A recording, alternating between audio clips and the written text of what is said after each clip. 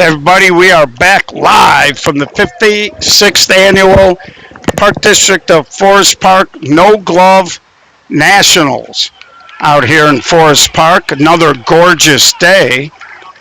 Still got some sun, so we'll be back here at third base. Hopefully we won't have any Wi-Fi issues. So those of you tuning in, this is considered one of the most prestigious 16-inch softball tournaments. It's kind of like homecoming. And of course, 16-inch started right here in Chicago in the late 1800s. How about that? So some quick rules: 60-foot bases, leadoff can't steal, 38 from the rubber to the point of home plate. We're playing no gloves, so the pitcher gets a drag step, one step left, right, or back. 6-12 on the arc. Pitcher also gets two fakes or hesitations.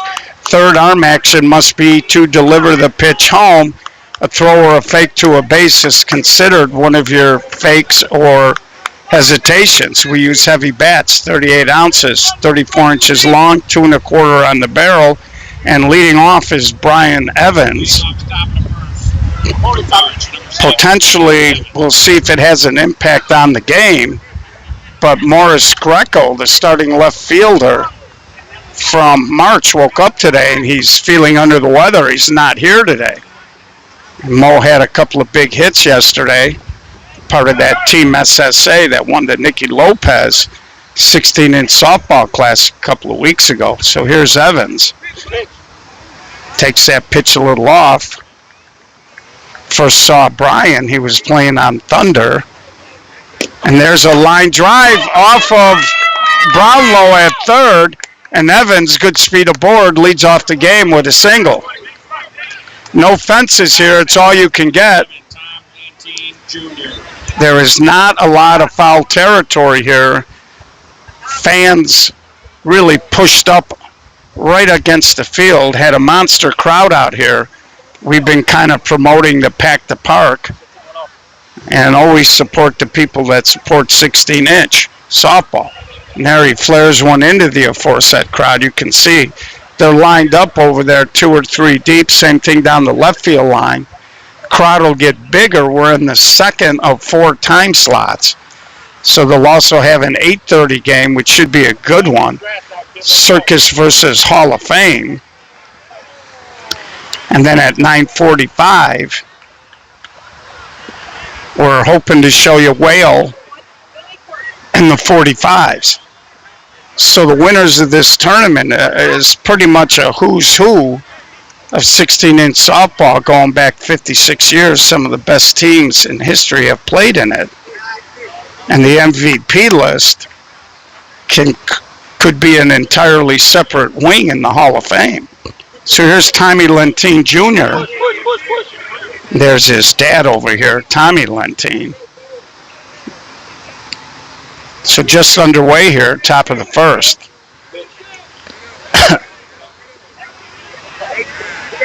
And Lentine, hot ground ball through the hole. First 2 hitters on. March looked very good yesterday in their win against Chucks. Turned out to be a wild ball game. And when you can squeeze one past the shortstop, Tommy Washington, you've done something. Tommy, one of the slickest infielders we have in the game. Here's Jordan Dean. And Jordan goes opposite. Maron Jones, also known as Ron, makes the catch. Easy tag for Evans. And now runners on the corner with 1 out. Brings up Zach Solario. Nick Burt on deck. A little history between these two teams. They've played 4 times this year, and the pattern has been that BTA has jumped up early on them, and March has come back and beaten them 4 times. And there's a line drive caught by the short center. He throws it in to make sure that nothing funny happens.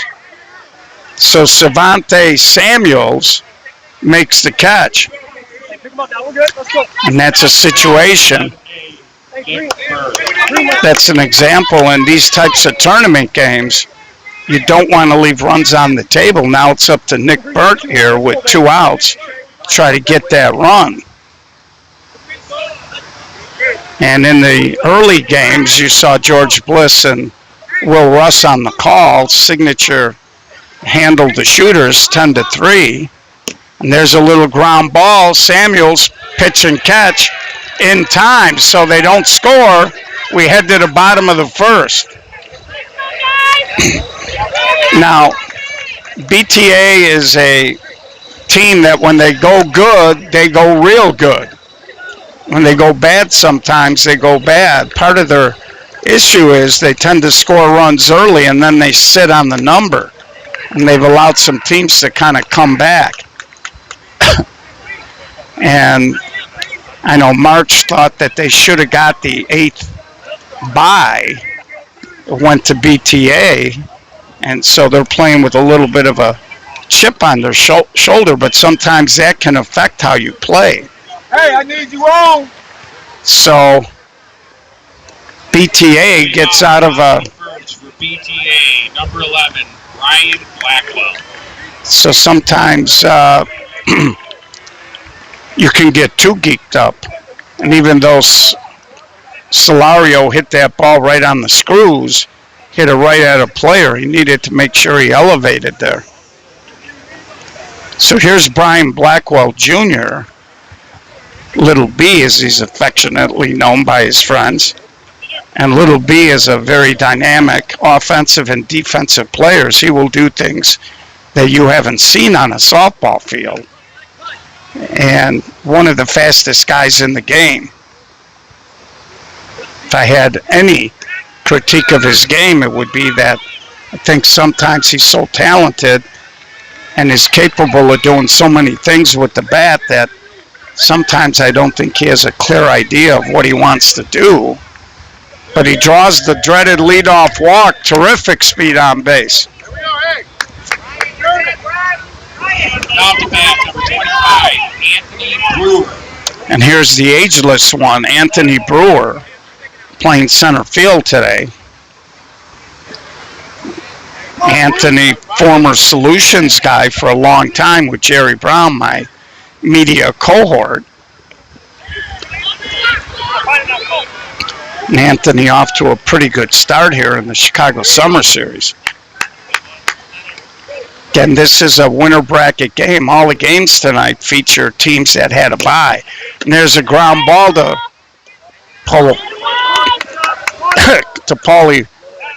Paulke at third. And you can see Jordan Dean kind of was asking him, but Paulie said there's no way we're getting Little B at second. 32, Wes Shannon. And here's Wes Shannon. Wes, probably a top 3 player in the game. And Wes hammers it, but it's going to drift foul. And there's not much Wes can't do on a softball field either. BTA, a lot of good athletes, a lot of good team speed.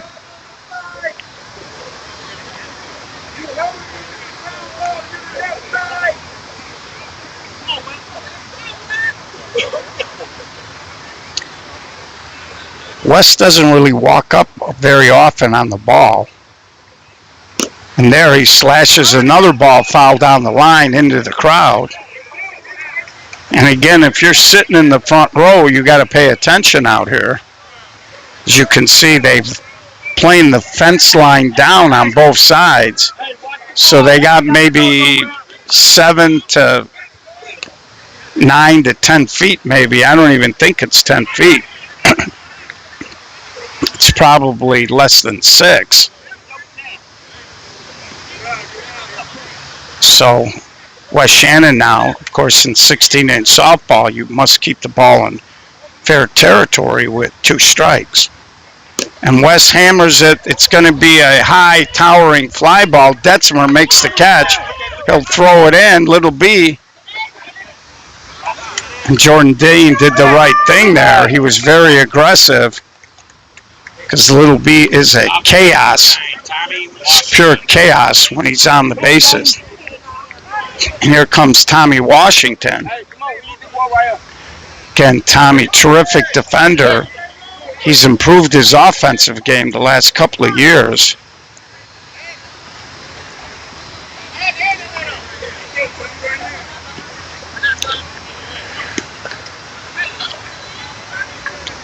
So Tommy trying to drive in the first run of the ball game, and he does. No, Jordan Dean. That ball looked like it was heading into center. All of a sudden, it started to dip as Tommy got a lot of overspin, and the ball didn't quite carry out to center. We do have a breeze blowing in from center field. Right now, it's not a crazy breeze, but there is a slight breeze, and wind does affect a 16-inch ball much more than it does a 12-inch, which makes sense. You got more circumference. So Moneyline did beat Goodwood. They were trailing in the early game 6-1 late. They got back into it. Top of the seventh, down a run. They had a man on first with one out. There was a hard hit ball into left center. The Goodwood left fielder got there and dropped it. Made it second and third. Next hitter got a hit. And Cody Niedenbach line drive to Tommy Washington for out number one. And once that ball got hit to the outfield, everybody was running for Moneyline. They ended up winning the game 7-6. And we used to tell our guys in those situations that, you know, after games like that in tournaments, that nobody cares what the final score is. It's win in advance, and that's what Moneyline did. Detzmer, little ground ball up the middle. Samuels makes the play. So Shavante Samuels, that was a little trickier than it looked. That ball just bounced over, looked like a corner of the bag, but he had good concentration, hung right in there. And here's Tommy Lentine, senior. Of course, one of Tommy's sons, Chris, one of the standouts on that 45 team. His daughter, Ashley, has also participated in the men's 16-inch game. Tommy been around. He won a co-MVP with Chris Miller, who's also on this team, in the 50 and over men's major national championship put on by the SSA. So how about that? And called a strike there. Tommy likes to cut, but he's a little unusual in the sense that he cuts the gaps, right center, left center. Now the wind's picking up a little bit. You can see that flag at the top of the building. And there's a little ground ball. Tommy Washington can't make the play. So Tommy ranged far to his left, got a little weird short hop. Looked like he was going to catch and spin. Might have went into his spin a little early. Here's Paul Falke. They call him the Walrus because of that beard.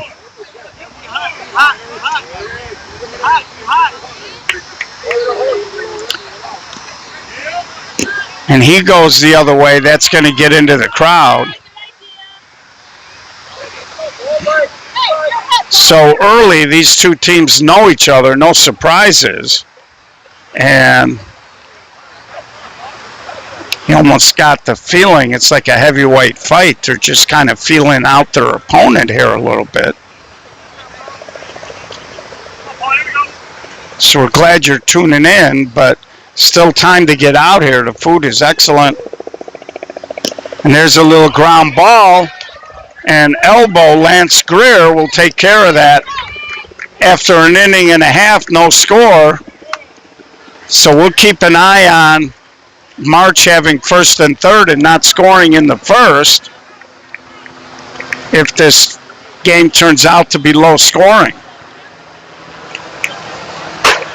And BTA, when they're right, is a very good defensive team, a lot of team speed in their outfield. And they've got a very solid infield. So, and March is very solid as well. And last night we showed you the game, and Tommy Lentine Jr. was playing shortstop, did a terrific job, but he's a versatile kid. They got him out in left field for this particular ball game. And Shavante Samuels, Cap leading off here. Leading off the bottom of the second, number 5, Arian Gibson. Nope. He missed that. Sorry. The announcer. Sorry, Savante. Yeah, no, I had him leading off. So here's Shavante, and I think the announcer might have screwed with his head a little bit. He pops it up to right field. Sure, that had nothing to do with it, but Up to bat, number 5, Arian Gibson. so here's Arian Gibson. Arian, a good-looking young player, very solid defensively. With LeVar Brownlow on deck.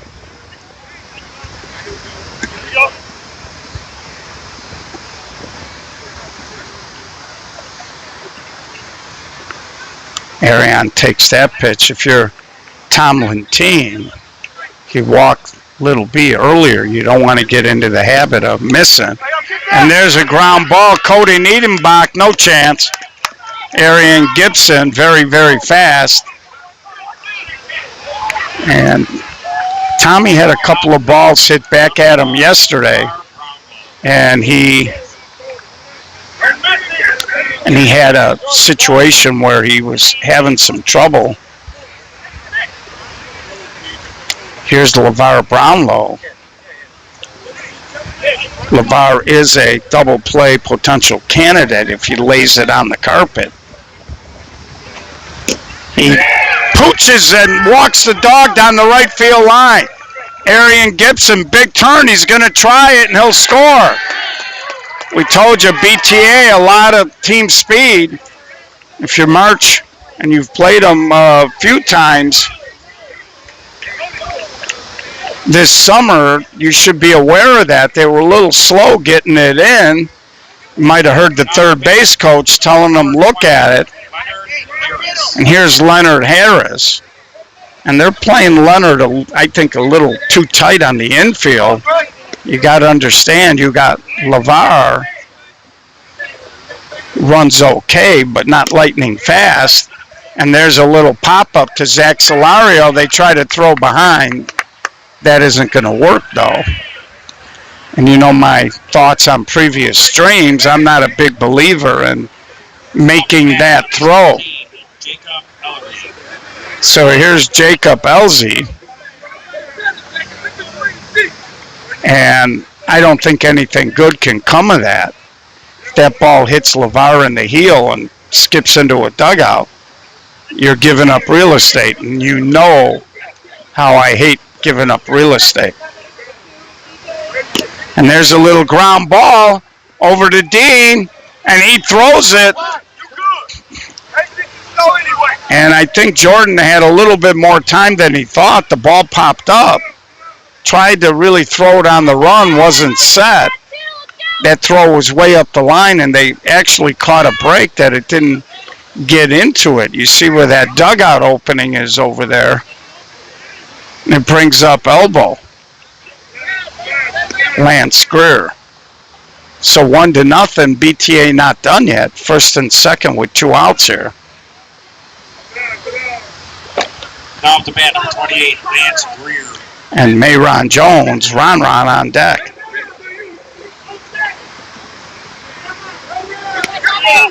So you don't want to fool around here. Ron has been picking it up, and there's a flare, and Zach Solario takes charge, makes the catch. So we'll head to the top of the third. BTA first lead of the game, 1-0. So I could have sworn March was in all black yesterday. They must be superstitious. They have a good run. You might not want to get too close to them. These guys got wives or significant others that would probably wash it for them. But so we head to the top of the third inning here. Leading off. Leading off, top of the third. Number 5. So it's Reese leading off. Miles Reese. So they had looked like this was a last minute change. Looked like Chris Miller was supposed to be in the lineup, but Miles Reese is listed on my lineup card. You'll have the top of a order with Brian Evans on deck. And there he tries to go big. Easy play for Little B. First out of the inning here. So March looked good last night. Number 7. They scored 13 runs. Looked like they were going to cruise in, and Chuck's made a late charge. The final there was 13-12. And that game was back and forth. At one point, Chuck's, after a half an inning, was up 5-0. Brian Evans to Brownlow, and he makes the play. Evans can scoot a little bit. He hit that a little harder, I think, than he wanted to. LeVar stayed down. That was a carpet hugger. And looked like Brian maybe had trouble getting out of the box a little bit on top of all of that. So 2 up, 2 down for Chris Lentine, or Tommy Lentine. Ron puts it away, so March goes 1, 2, 3 in the top of the third. Again, we are live from the 56th annual Forest Park No Glove Nationals guest streaming, and so happy we could come out here and work this out. These statistics will go in as a part of the SSA Chicago Summer Series. So initially we only had 4 legs to it, but we've added a 5th. Players out here have been just really excited. We're leading off the bottom of third, Moran Jones. We are keeping the statistics, leaderboards. At the end of the year, we're going to name the All-Summer Series team. Teams earn points for entering these events, wins in the winner bracket, loser bracket, bonus points for the top 4 place finishes. And so we're currently defending No Glove Champs Flashback at the top of the leaderboard, team-wise. And that pitch is taken. Now, Ron likes to just kind of cut over the infield. There he slaps it on the ground. Jordan Dean in time. Bang, bang at first. That'll bring up Brian Blackwell now. 1 out here, bottom of the third, 1-0.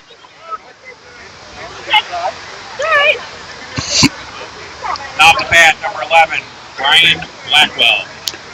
So tomorrow there will be a lot of loser bracket games starting at, and that's out of play, starting at 8 a.m.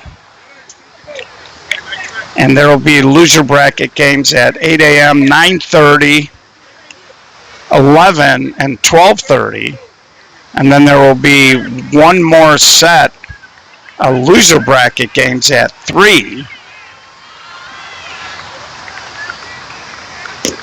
At 2 and 3:30. And then the winners tonight will come back at 5, 6:30. And then I believe they have to also play at 8 and 9:45 tomorrow. So we're going to try to show you a couple of games maybe during the day, and then we'll gear up for the winners late tomorrow. So here's Anthony Brewer, 2 up, 2 down. Wes Shannon on deck. And there he slashes it to Cody Niedenbach. So we're going to head to the 4th. Still 1-0. And again, the one run that got scored was Arian Gibson scoring from first base on a ball that LeVar Brownlow, had a sneeze there, that LeVar Brownlow hit right down the right field line. And Arian took the big turn, marched a little slow.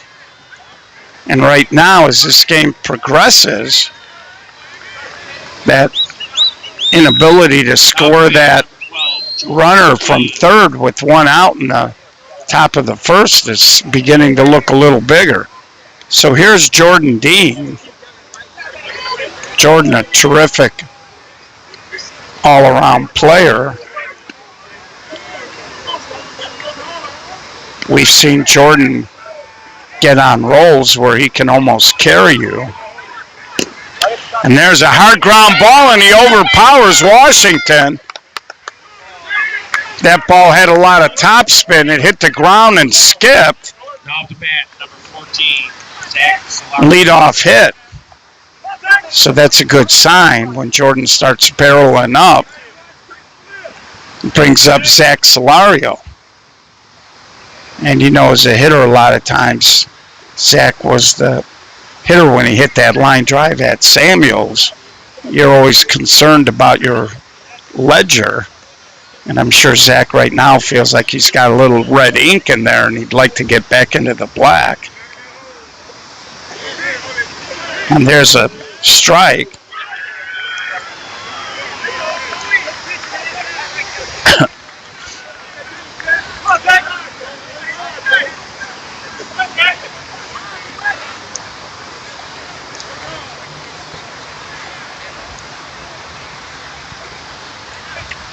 Big lead there. And there's a little ground ball, little trouble by elbow, and can't see the umpire. Looks like they called him safe.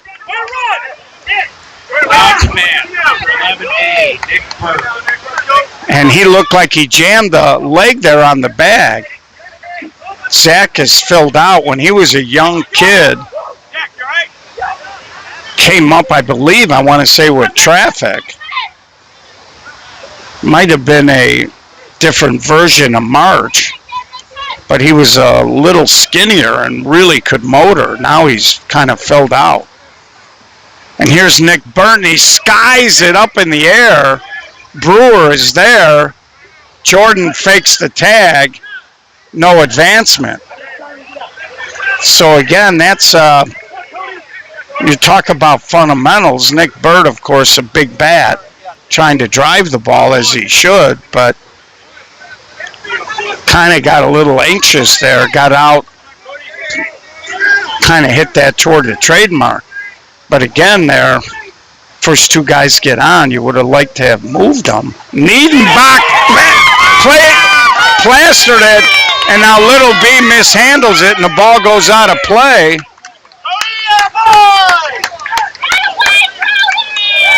Cody Niedenbach rifled it, and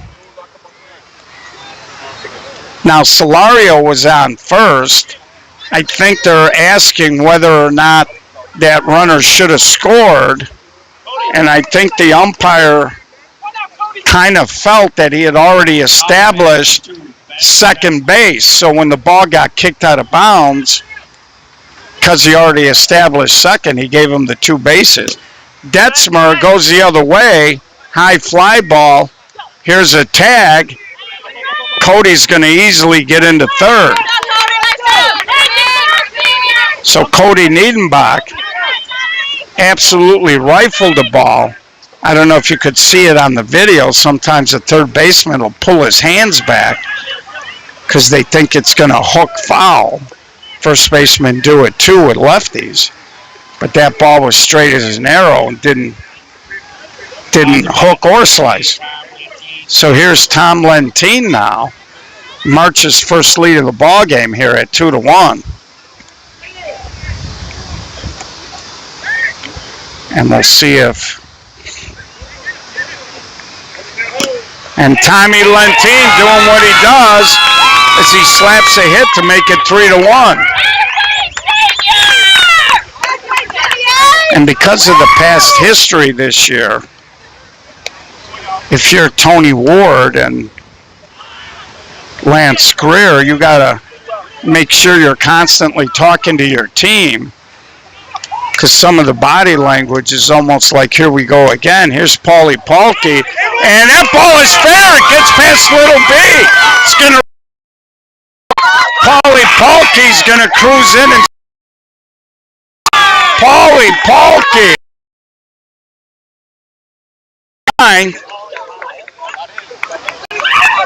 That ball, Little B couldn't get to it. There was no air under it. It was a line drive. Got past Little B, rolled almost all the way to the fence down there. And March, after being dormant for 3 innings, has exploded. Couple of big 2-out hits. Take that back. I believe Niedenbach's hit was with.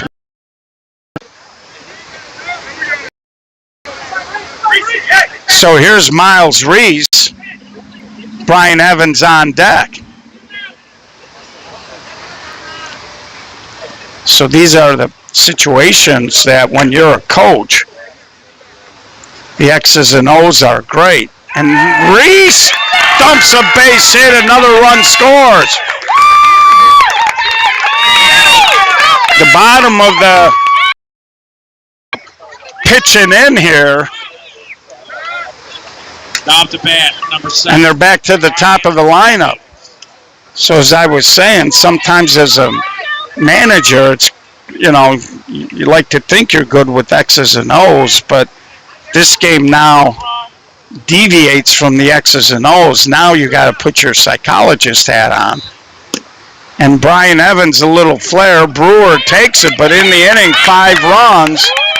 And it'll be interesting to see how BTA reacts. BTA, though they will fight you. But this is an example now where, like I said, as a manager, it's more about the head game than it is the physical game. And I only say that because has beaten BTA 4 times, and it's always tough to get a 5th win against the team, but now it's all about upstairs trying to keep your guys focused. Leading off the bottom of the board for BTA, number 32, Wes Shannon. So they're in a good spot here lineup-wise if you're a BTA fan. Wes Shannon, Tommy Washington, and Shavante Samuels. Who's? I don't know. Okay. Looks like Flashback is winning 8-1. Ground ball to Pahlke. And good job by Nick Burt to come off the bag. Of course, Wes left-handed, very fast. Once Paulie didn't handle that ball clean, you're almost better off eating it. Here's Tommy Washington. So good speed at first, good speed on the at-bat. And there's a ground ball. Dean fumbled it. He will get the fielder's choice, but the fumble cost him a double play, even though Tommy runs well. That was hit hard. If Jordan would have handled it cleanly, it would have been a routine double play. So here's Shavante Samuels. Jordan, come on. And U.S. And Shavante, he can go. He's got a little pop. He's also a pretty good line drive hitter when he's right. And there he just got under it. Zach Solario makes the catch. Tommy Washington will not tag. Wide throw there, but Tommy was not attempting to go. That's why sometimes if you're a base runner, kids, what you want to do there is tag, take a couple of hard steps, because, and here's Arian Gibson, because he's not throwing you out if you turn and go back to the bag, but that was a good example. That throw was so wide. If you keep yourself active and you see the trajectory and where it's going, you can steal a bag on somebody. Tommy kind of tagged and took a couple of soft steps. Instead of running hard, maybe 25, 30% towards second, he would have easily made it. So here's Arian Gibson now, 2 outs. And Arian tries to go big. Solario is there, and that'll do it. So we're going to head top of the 5th. March leading 1-0 in a game